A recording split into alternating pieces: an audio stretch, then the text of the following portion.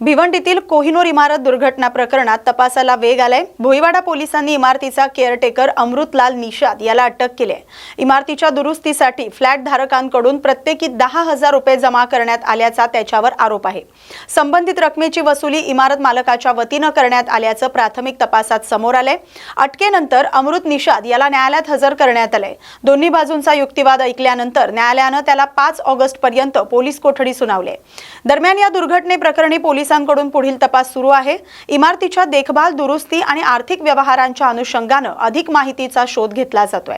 30 तारखेला जो भुवेडाच्या हद्दीमध्ये गंगारामपाडा new Taware compound याच्यामध्ये जी काही कोहिनूर बिल्डिंग पडली त्याच्यामध्ये जो केअरटेकर आहे अमृतलाल निषाद म्हणून याला आज मिरमंड न्यायालयापुढे आणलं होतं आणि त्याच्याकडून पाहिजे असलेल्या आरोपींचा शोध घ्यायचा आहे। बिलाल अहमद म्हणून आहे आणि अशोक म्हणून आहे आणि एक दानिश म्हणून आहे। असे 3 जे पाहिजे असलेले आरोपी आहेत यांचा या ठिकाणी शोध घ्यायचा आहे। आज जो मिरमंड न्यायालयापुढे जो अमृतलाल निषाद म्हणून आणला होता हा त्या ठिकाणी केअरटेकर होता आणि याला त्या बिल्डिंगचं केअरटेक करणे, तिचं बांधकामाचं बघणे, तिचं मेंटेनन्स बघणे याच्या संदर्भात याचा रोल होता। आणि बाकीचे जे आहेत ते बिल्डिंगचे मालक आहेत, पाहिजे असलेले आरोपी आणि ठेकेदार आहेत। त्याला 5 तारखेपर्यंत मिरमंड न्यायालयाने पोलीस कस्टडी दिलेली आहे।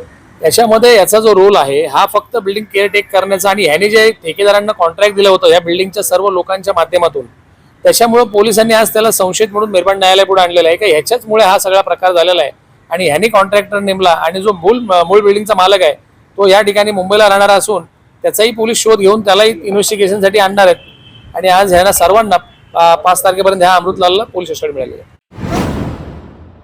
कल्याण डोंबिवली महानगरपालिकेत निवडून आलेल्या शिवसेना मनसे शिवा आघाडीच्या एकूण 60 नगरसेवकांसाठी 2 दिवसीय प्रशिक्षण शिबिराचं आयोजन करण्यात आले। भाईंदरमधील उत्तन येथील रामभाऊ म्हाळगी प्रबोधिनी इथं हे शिबिर पार पडणार आहे। नवनिर्वाचित तसंच विद्यमान नगरसेवकांना महापालिकेचं प्रशासन, अर्थसंकल्प, महासभेचं कामकाज, सभाशास्त्र आणि लोकप्रतिनिधी म्हणून प्रभावीपणे जबाबदाऱ्या पार पाडण्याबाबत तज्ज्ञांकडून मार्गदर्शन केलं जाणार आहे। स्थानिक स्वराज्य संस्थेच्या कामकाजाशी संबंधित विविध विषयांवरही सविस्तर माहिती दिली जाणार आहे। केडीएमसीतील शिवसेनेचे गटनेते विश्वनाथ राणे यांनी हे सांगितले। या प्रशिक्षण शिबिरात उपमुख्यमंत्री एकनाथ शिंदे, खासदार डॉक्टर श्रीकांत शिंदे हे देखील उपस्थित राहणार आहेत आणि नगरसेवकांना मार्गदर्शन करणार आहेत। कल्याण डोंबिवली महानगरपालिकेतील शिवसेना शिवा आघाडीच्या 60 नगरसेवकांचं प्रशिक्षण माननीय खासदार श्रीकांत शिंदे आणि माजी उपमुख्यमंत्री एकनाथजी शिंदे साहेब यांनी आयोजित केलेलं आहे। आणि हे शिबिर सोमवार आणि मंगळवार भाईंदर उत्तन या ठिकाणी म्हाळगी रामभाऊ म्हाळगी प्रबोधिनी या ठिकाणी आयोजित केलेलं आहे। 2 दिवसीय हे शिबिर आहे आणि यामध्ये वेगवेगळ्या विषयावर वेगवेगळे वक्ते मार्गदर्शन करणार आहेत। त्याच्यासाठी आज कल्याण डोंबिवली महापालिकेतून आम्ही सर्व नगरसेवक निघालेलो आहे आणि संध्याकाळपर्यंत त्या ठिकाणी पोचू आणि उद्यापासून हे चालू होईल। आणि उद्या सकाळी ह्याचं शुभारंभ सन्माननीय खासदार श्रीकांत शिंदे यांच्या उपस्थितीमध्ये होईल आणि मंगळवारी संध्याकाळी ह्याचा समारोप सन्माननीय उपमुख्यमंत्री एकनाथजी शिंदे साहेब यांच्या हस्ते होईल। आणि कल्याण डोंबिवली महानगरपालिकेच्या निवडणुका होऊन जवळ 6-7 महिने झाले आणि बहुसंख्य सदस्य हे नवीन आहेत। त्यामुळे प्रशिक्षणाची अत्यंत गरज होती आणि याच्यामध्ये बजेट असेल, कम्युनिकेशन असेल, अशा महापालिकेतील महानगरपालिका अधिनियम अशा या सगळ्या विषयावर याच्यामध्ये समावेश आहे। नाही, या ठिकाणी मनसेचे म्हणजे मी पहिल्यांदाच म्हणालो कल्याण डोंबिवली शिवा आघाडी याच्यामध्ये मनसे, राष्ट्रवादी, शरद पवार गट। भिवंडीतील राहणाळ गावाजवळ ठाणे भिवंडी मार्गावर पावसाच्या पाण्याने भरलेल्या खड्ड्यामुळे भीषण अपघात झालाय। फ्लॅट पाहण्यासाठी दुचाकीवरून निघालेल्या दाम्पत्याच्या वाहनाचा तोल खड्ड्यामुळे गेल्याने दुचाकी घसरली। यामध्ये 46 वर्षीय सुनीता पाल या रस्त्यावर पडल्या आणि मागून येणाऱ्या ट्रकच्या चाकाखाली आल्याने त्यांचा जागीच मृत्यू झालाय। या अपघातात त्यांचे पती अक्षयलाल पाल हे जखमी झालेत। त्यांच्यावर रुग्णालयात उपचार सुरू आहेत। या घटनेमुळे परिसरात हळहळ व्यक्त केली जाते। पावसाळ्यात रस्त्यांवरील धोकादायक खड्ड्यांमुळे नागरिकांच्या जीविताला धोका निर्माण होतोय अशी भावना व्यक्त केली जाते। दरम्यान या प्रकरणाचा पोलिसांकडून तपास सुरू आहे। नागरिकांनी रस्त्याची तातडीने दुरुस्ती करण्याची मागणी प्रशासनाकडे केली आहे। सुबह वो निकले थे घर से और अपना अंजूर फाटे के आगे घर लिए हैं, वही देखने के लिए निकले थे। और हमारे भाई हैं, वो रिश्ते में हमारे भाई लगते हैं, हमारे भाभी थी और अच्छे लाल पाल नाम था उनका। बहुत दुख का विषय है, उन्होंने निकले और रास्ते में आज ट्रैफिक भी नहीं था, फिर भी रोड इतना खड्डे में, इतना जगह जगह खड्डे बने हुए हैं।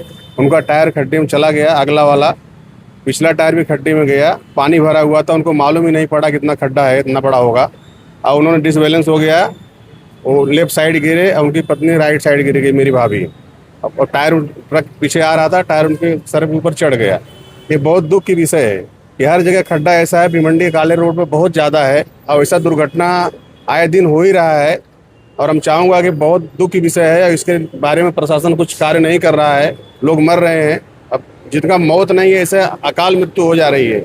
इसके बारे में प्रशासन से हम विनती चाहता हूँ, हाथ जोड़ के विनती करता हूँ आपके माध्यम से, आपके चैनल के माध्यम से, कि रोड का दुरुस्तीकरण होना चाहिए। बहुत बड़ी दुख की विषय है, उनकी धर्मपत्नी चली गई, उनका पूरा दुनिया उजड़ गया, कुछ नहीं बचा, बच्चे की शादी नहीं की, अभी कुछ नहीं किए, पूरी दुनिया उनका खत्म हो गया है। कितनी दुख की विषय है, ज़्यादा कुछ नहीं कहूँ, हम भी बहुत दुखी हूँ, ज़्यादा कुछ नहीं बोल पाऊंगा। पत्रकार बंधु, आपके माध्यम से यही कहना चाहता हूँ कि रोड का दुरुस्तीकरण हो और उनको कुछ आर्थिक सहयोग का मदद मिले।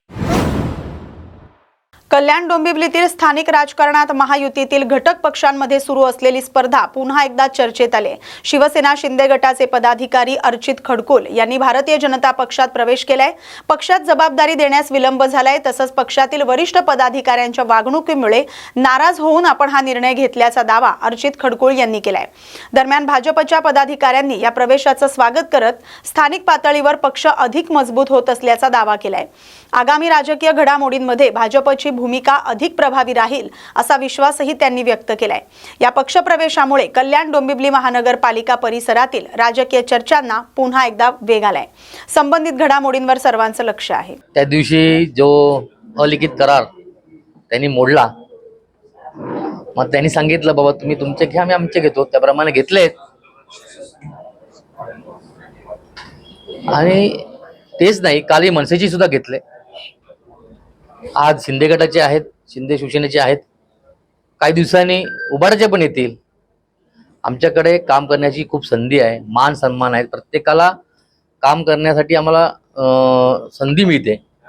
ते भारतीय जनता पार्टीमध्ये रवींद्र चव्हाण या व्यक्तीवर विश्वास ठेवून संपूर्ण महाराष्ट्रामध्ये आतापर्यंत 1 लाखच्या वरती कार्यकर्ते भाजपामध्ये प्रवेश झालेला आहे।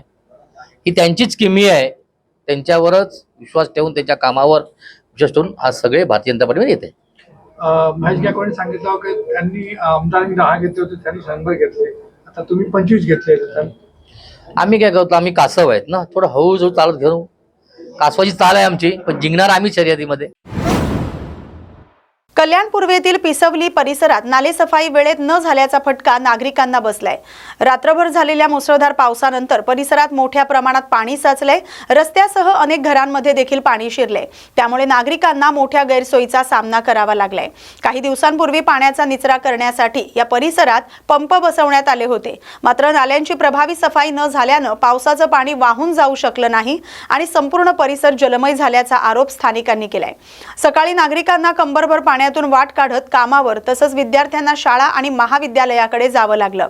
तातडीने नालेसफाई करून पाण्याचा निचरा करावा आणि भविष्यात अशी परिस्थिती टाळण्यासाठी कायमस्वरूपी उपाययोजना कराव्यात अशी मागणी स्थानिक रहिवाशांनी केली आहे।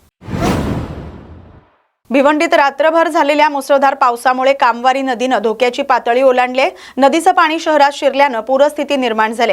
भाजी मार्केट, मुख्य बाजारपेठ आणि 3 बत्ती परिसरात गुडघाभर पाणी साचले असून अनेक दुकानांमध्ये पाणी शिरल्याने व्यापाऱ्यांचं नुकसान झालंय। अचानक वाढलेल्या पाण्यामुळे भाजी खरेदीसाठी आलेले नागरिक परिसरात अडकून पडलेत। अनेकांना गुडघाभर पाण्यातून वाट काढत सुरक्षित स्थळी जावं लागले। पावसामुळे शहरातील जनजीवन देखील विस्कळीत झाले। बाजारपेठेतील व्यवहारांवर त्याचा परिणाम झालाय। प्रशासनाने नागरिकांना सतर्क राहण्याचे आवाहन केले। नदीकाठच्या भागातील नागरिकांनी अनावश्यक बाहेर पडू नये असंही त्यांनी सांगितलंय। दरम्यान पावसाचा जोर आणखी काही तास कायम राहिल्यास भिवंडीत पूरस्थिती अधिक गंभीर होण्याची शक्यता वर्तवली जाते। डोंबिवली MIDC निवासी परिसरातील सुदर्शन नगर येथील ओम अगत्य सोसायटी आवारात सकाळी औदुंबराचं मोठं झाड अचानक कोसळल्यानं पार्क केलेल्या 2 चारचाकी वाहनांचं नुकसान झालंय। सुदैवानं घटना घडली त्यावेळी परिसरात कोणीही नसल्यानं कोणतीही जीवितहानी झाली नाही। घटनेची माहिती मिळताच अग्निशमन दलाचे कर्मचारी घटनास्थळी दाखल झाले आणि कोसळलेलं झाड हटवण्याचं काम हाती घेतलं। दरम्यान MIDC निवासी परिसरातील धोकादायक झाडांचा प्रश्न पुन्हा एकदा ऐरणीवर आलाय। यंदाच्या पावसाळ्यात या परिसरात झाडं कोसळण्याच्या सुमारे 15 घटना घडल्याचं समोर आलंय। त्यामुळे कल्याण डोंबिवली महापालिका आणि MIDC प्रशासनानं संयुक्तपणे धोकादायक झाडांचं तातडीनं सर्वेक्षण करून आवश्यक उपाययोजना कराव्यात अशी मागणी स्थानिक नागरिकांनी केली आहे।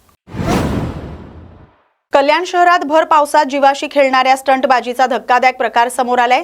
एका तरुणानं भरधाव कारच्या बोनेटवर बसून संतोषी माता रोडवरून स्वामी सहजानंद चौक मार्गे आग्रा रोड पर्यंत प्रवास केलाय। या संपूर्ण प्रकरणाचा व्हिडिओ सोशल मीडियावर व्हायरल झालाय आणि नागरिकांनी संताप व्यक्त केलाय।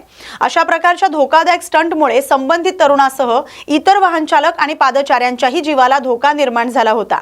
या व्हायरल व्हिडिओची दखल घेत पोलीस कारवाई करणार का याकडे सर्वांचं लक्ष लागलंय। मुसळधार पावसामुळे ठाणे आणि मुंबईला पाणी पुरवठा करणाऱ्या भातसा धरणाची पाणी पातळी झपाट्यानं वाढले। धरण 91.19% भरले। पाणी पातळी नियंत्रित ठेवण्यासाठी पहाटे धरणाचे 5ही दरवाजे 100 सेंटीमीटरनं उघडण्यात आलेत। सध्या 326 क्युसेक पाण्याचा विसर्ग सुरू आहे। त्यामुळे भातसा नदीच्या पाणी पातळीत वाढ होण्याची शक्यता असल्यानं नदीकाठच्या गावांना प्रशासनानं सतर्कतेचा इशारा दिलाय। या बातमीसोबतच मुंबई बुलेटिनमध्ये आता इथेच थांबतोय। अशाच महत्त्वाच्या बातम्यांसाठी पाहत राहा न्यूज मराठी 24/7। नवा भारत नवा विचार।